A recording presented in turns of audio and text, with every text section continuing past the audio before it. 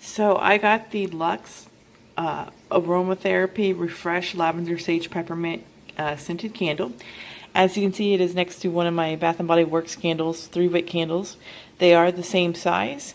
The Luxe is definitely less expensive than the 3-wick from Bath & Body Works.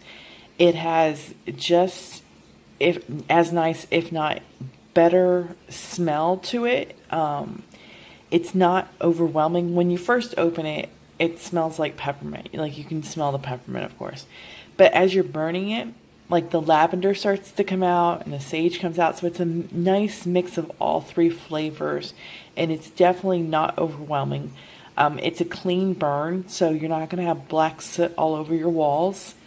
I'm just sitting here and I can smell it, and it's just a very gentle smell. It's not overpowering. It's not, hurting my senses or anything like that. It's very peaceful, very calming, and it just makes me want to relax, honestly, because it smells so good.